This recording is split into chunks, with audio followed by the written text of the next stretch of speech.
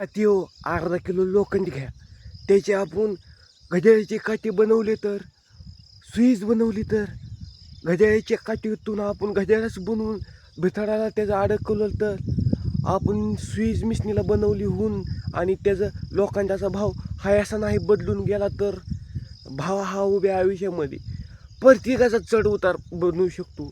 जी गोष्ट डोळ्याला दिसते ती घाण, परंतु त्याच गोष्टीपासून आपली एक एक गोष्ट लाखात होऊ शकते.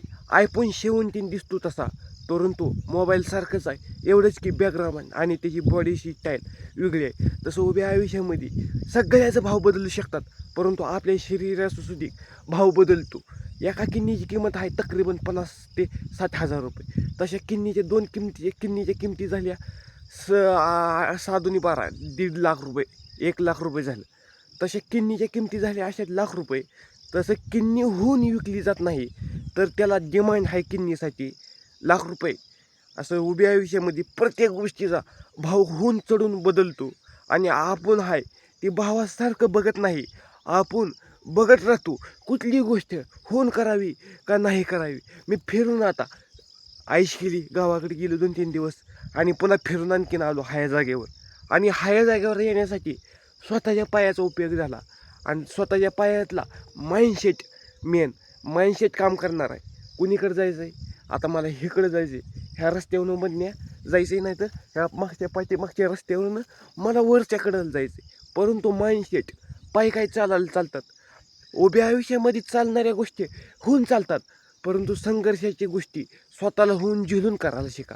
आणि एक गोष्ट अशी नाही, घड्याळाचं काठीचं लोखंडापासून बनतात. तराजू हा लोखंडाचा टाकल्यानंतर किलोचा भाव होऊ शकतो. आणि पाणी हा लिटराचा जरी असला तर लिटर दूध वंगाळ्यामध्ये मोपलं जातं. आणि लिटरच्या दुधाचा भाव हा 40 रुपये असला तर एका लिटराच्या बिस्लरीचा भाव 10 रुपये आहे किंवा 20 रुपये आहे. तसं प्रत्येक ठिकाणी बघून, प्रत्येक गाव बघून, तसं उभ्या आयुष्यामध्ये प्रत्येक जागा सोडून नाही, प्रत्येक ठिकाणी आपण बदलायला शिका.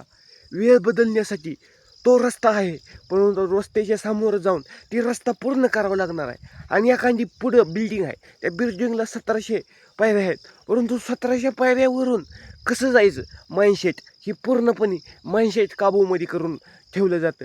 आणि ती माइंडसेट पूर्ण हा विषय थोड्यातून वर नाही आणि थोड्याची गोष्ट थोड्यावर नाही. आणि ऊसाची लागण केली म्हणून ऊस का असा येत नाही, त्यासाठी पहिल्यांदा प्रोसेस पाण्याची करावं लागते, नंतर पुन्हा त्याला डोस टाकावा लागतो. तेव्हा कुठं तर जळलेला ऊस सुधीक एक नंबर दिसतो. आणि ती जळलेला ऊस सुधीक त्याकडे लक्ष नाही दिलं तर ती पूर्णपणे होऊ शकत नाही पूर्ण. नाहीतर ती बारक्या ऊसासारखं पूर्णपणे होऊ शकतं करपून धुरळा. आणि केला तर ऊस हा मागचा ऊसासारखा. आणि जीवनाची कहाणी पावसाच्या थेंबासारखी होऊ द्या. आणि पाण्याची किंमत तेव्हा कळावी जेव्हा पाणी प्यायची गरज असावी.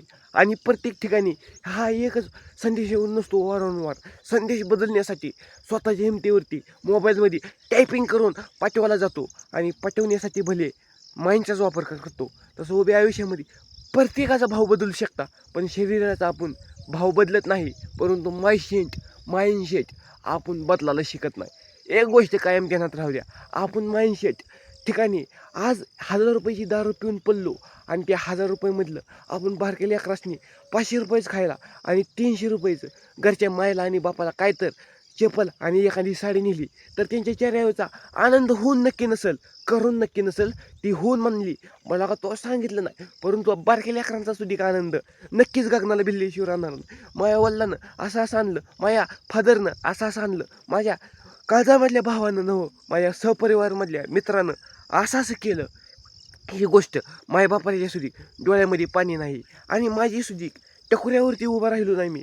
टकुऱ्यावरची केस जी आहेत ते माहीत आहे, कानापर्यंत कानात गेले म्हणून ती केस काय कायम राहू शकत नाही. त्याला पुढची आकार देऊन तसं वळण द्यावं लागतं. आणि उभ्या जिंदगीमुळे वळण देण्यासाठी स्वतःच्या माइंडचा उपयोग करावा लागतो प्रत्येक ठिकाणी. आता प्रत्येक ठिकाणी मी उभा आहे, पण बारीक पावसाचे थेंब पडतात, परंतु माइंडसेटला माहीत आहे पावसाचा एक एक थेंब पडतोय, परंतु करायचं काय. परंतु काम उभं राहून बोलल्याशिवाय शक्य नाही. आणि एक लाईक आणि एक फॉलोअर्स आणि एक सबस्क्राईब बेल आयकॉन यूट्यूब चॅनलवरून पाहत असाल तर करायला विसरू नका. आणि पेजवरून पाहत असला तर अतिउत्तम गोष्ट झाली. तसं माइंडसेटनं जसं तुमची माइंडसेट चालेल तसं तुम्ही करू शकता एक लाईक. आणि माइंडसेट होऊन चालतंय तसं तुम्ही बघता बघता माणसाला कसं बोलतंय आणि कसा स्वभाव नाही, कसं पाखरू पाखरू झेप घेतंय आणि कसं नाही, ती माइंडसेट स्वतःच्या हिमतीवरती पुढं मागं करून नाही, पुढे नाही आणि मधोमध जरी वाड्यामध्ये पडलो तरी पाय हलवल्याशिवाय भाग नाही, आणि जरी कोपऱ्याला पडलो दारू पिऊन तरी गटारीत पडलेली आबरू गेल्याशिवाय राहत नाही. तसं माइंडसेट आहे. प्रत्येकाहून चढ उतार करू शकतंय. मग आपण उभ्या आयुष्यात चढ उतार करून कसं स्वतःला बदलून स्वतः सिद्ध होऊन दाखवत नाही, अशी एक गोष्ट आहे. असं करून करायला शिका माझ्या काळजामधल्या भावांनो. प्रत्येक उभ्या आयुष्यामध्ये स्वतः बोलतोय म्हणून स्वतः करू नका. एका दिवसाची व्हॅल्यू करायला शिका. प्रत्येक व्हॅल्यूची किंमत करा. घड्याळाची काठीची व्हॅल्यू बदलू शकते. तर आज घड्याळाचं लोखंडाची किंमत 60 ते 70 रुपये आहे. पण तीच लोखंड आहे ती कुणाच्याला 600-700 रुपयाला 3च काट्या फक्त जातात. परंतु करायला माइंडसेटने आलं पाहिजे तर उभ्या आयुष्यामध्ये. आणि कोण कसं आहे आणि ही पण बघून समजलं पाहिजे तर आपला पुढचा कसा आहे आणि पुढच्या मनात काय चाललंय. आपण अंतरिक्षी पण नाही परंतु साधू नाही. आणि आपण कळलं पाहिजे तर त्याचा हावभावानं ह्याला काय पाहिजे तर दुकानात कसं आलं ह्याला काय पाहिजे तर आपण त्या ग्राहकाला म्हणलं ए जा नाही तर ती फिरून सुद्धा घेणार नाही. तसं उभ्या आयुष्यामध्ये स्वतःच्या माइंडनं विचारबुद्धी भ्रष्ट करून नव्ह, स्वतः काय करतोय समजून नाही दिलं माइंडसेट हा जागेला राहतंय, काय करावं ते सुधरत नाही. मग सुधारण्यासाठी थोडा विचार करत करावा लागतोय माझ्या काळजामध्ये भावानो. आणि हे कधीही खरं आहे. स्वतःचा काट्याची वेळ बदलू शकते घड्याळाच्या, परंतु ती लोखंड आहे ती दिसू शकत नाही कोणाला.